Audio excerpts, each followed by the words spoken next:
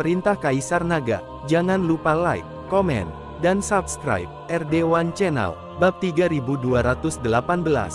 Bagaimana ini bisa terjadi? Kondisi kakek terkendali, bukan? Petik 2. Ketika Ji Cheng mendengar ini, dia langsung berkata dengan cemas. Bukankah ketiga apoteker itu menjamin bahwa wanita tua itu akan bebas dari rasa khawatir dalam 10 hari?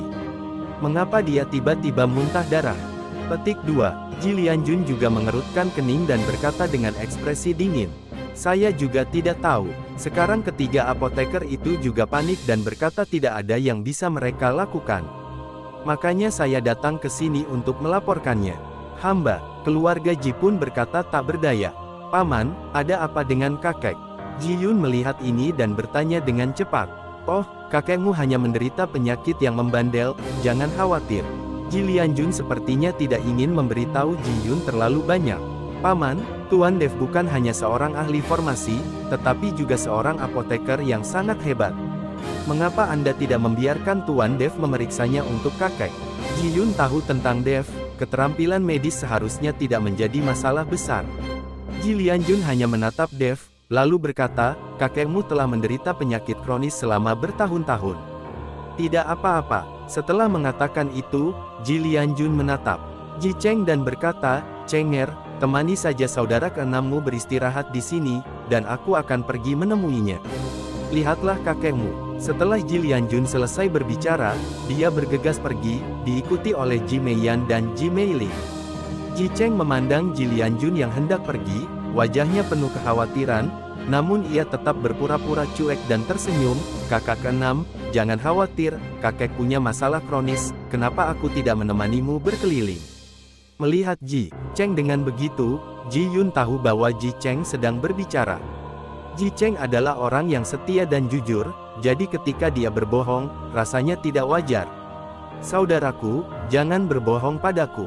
Apakah kakek sakit parah? Bisakah kamu membawaku menemui kakek? Mungkin jika kakek melihatku dan suasana hatinya sedang baik, itu akan bermanfaat untuk kondisinya. Kata Ji Yun pada Ji Cheng. Ji Cheng tampak malu dan tidak tahu harus berkata apa. Saudaraku, kenapa kamu tidak membiarkan aku pergi menemui kakek? Apakah ada sesuatu yang kamu sembunyikan dariku? Ji Yun bertanya dengan cemas. Apakah tidak ada, tidak terjadi apa-apa? Ji Cheng tidak berani menatap langsung ke arah Ji Yun. Saudaraku, aku tahu kamu tidak bisa berbohong. Bawa aku menemui kakek, mungkin kita bisa menemukan obatnya.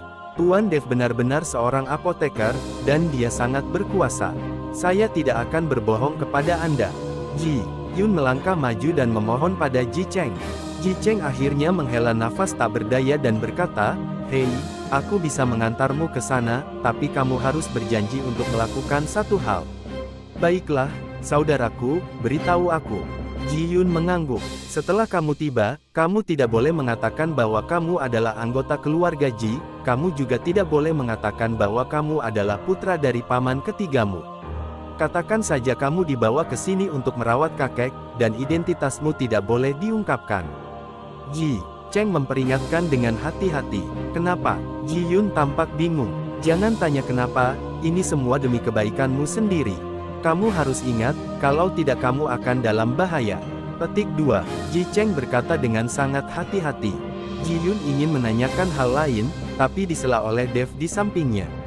Ji Yun, karena kakak laki-lakimu berkata begitu, maka kamu tidak boleh mengungkapkan identitasmu terlebih dahulu dan dengarkan saja kakakmu pengaturan saudara. Petik 2. Oke. Ji Yun mengangguk. Melihat persetujuan Ji Yun, Ji Cheng memimpin Ji Yun dan yang lainnya keluar dari aula, lalu berjalan menuju halaman belakang. Saat ini, di sebuah kamar di halaman belakang, Ji Lianjun sedang duduk di samping tempat tidur, berbohong di tempat tidur ada seorang lelaki tua kurus. Mata lelaki tua itu sedikit tertutup dan dia hanya bernapas lemah. Di samping tempat tidur, Ji Lianying menatap ayahnya dengan ekspresi acuh tak acuh. Di belakang Ji Lianying mengikuti seorang pria dan seorang wanita. Mereka adalah putranya Ji Yue dan putrinya Ji Meizhen. Ji Meizhen mengenakan pakaian mewah dan akan melihat wajahnya di cermin dari waktu ke waktu bahkan tanpa melihat kakeknya yang terbaring di tempat tidur. Di sisi lain tempat tidur, 3 orang yang mengenakan kostum apoteker berdiri dengan ekspresi canggung. Bab 3219. Bukankah kalian bertiga menjamin bahwa wanita tua itu tidak akan khawatir dalam 10 hari? Ini baru beberapa hari dan keadaannya seperti ini. Petik 2. Ji Lianjun meraung ke arah ketiga apoteker. Saudaraku, ayah memang seperti ini. Jangan salahkan ketiga apoteker ini. Bahkan jika mereka dapat menjamin bahwa ayah akan aman dalam 10 hari, bagaimana dengan setelah 10 hari? Jadi menurutku kita harus membahas pemakaman ayah dulu. Mari kita ambil hati-hati. Ji Lianying bersikukuh bahwa dia adalah seorang apoteker. Bagaimanapun, dia memilih ketiga apoteker ini.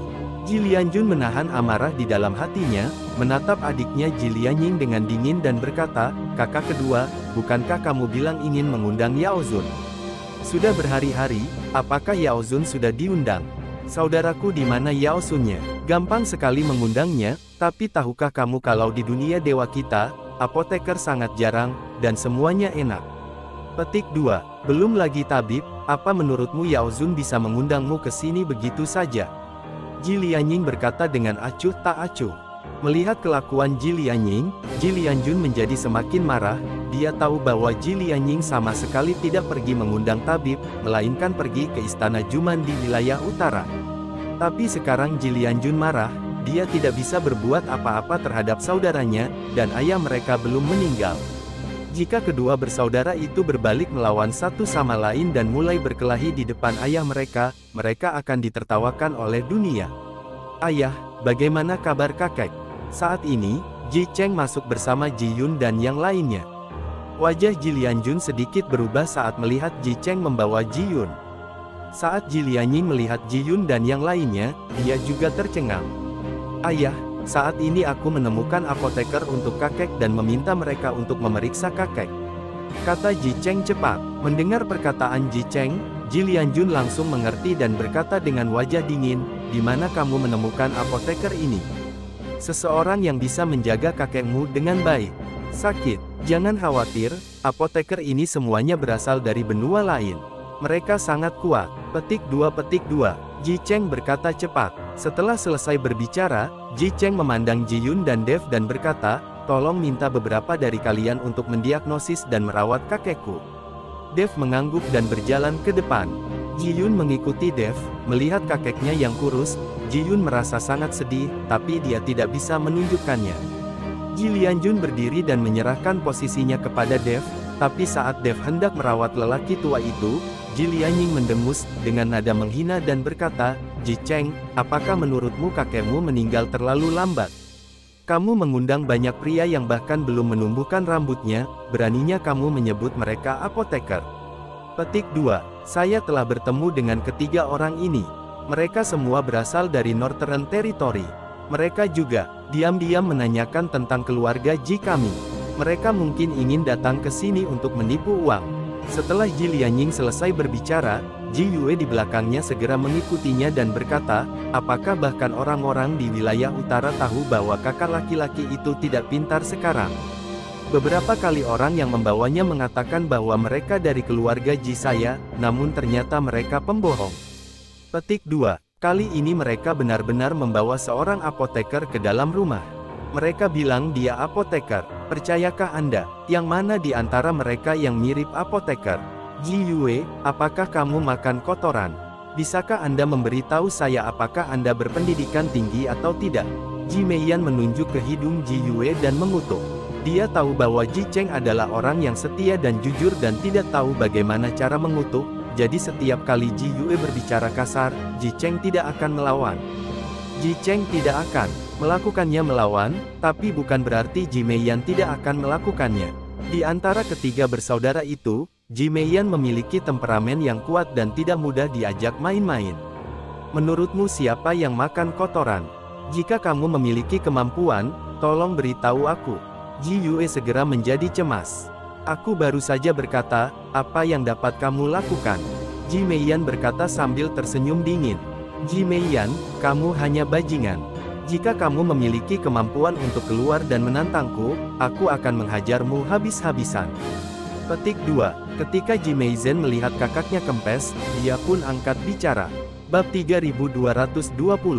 Ini kompetisi, siapa yang takut pada siapa, kata Ji Meiyan dengan mata terbuka lebar. Diam semuanya, kalian sedang berdebat di kamar lelaki tua itu. Apakah kalian tidak ingin hidup? Petik 2. Siapapun yang berani mengatakan satu kata lagi akan segera dipenjara di tanah leluhur dan menghadap tembok untuk memikirkan masa lalu. Ji Lianjun berteriak dingin, aku sangat ketakutan sehingga tidak ada yang berani mengatakan apapun lagi. Bahkan Ji Lianying hanya bisa terlihat tidak yakin, tetapi dia tidak berani berbicara. Bagaimanapun, Ji Lianying sekarang adalah kepala keluarga, dan dia harus mendengarkan. Melihat situasi Ji Lianjun terkendali, Dev melangkah maju untuk memeriksa lelaki tua dari keluarga Ji. Setelah diagnosis dan pengobatan yang cermat, Dev mengerutkan kening. Tuan Dev, apa kabar? Ji Yun bertanya dengan suara rendah. Dev tidak berbicara, tetapi memandang Ji Lianjun dan berkata, Tuan Ji, siapa yang merawat orang tua itu baru-baru ini?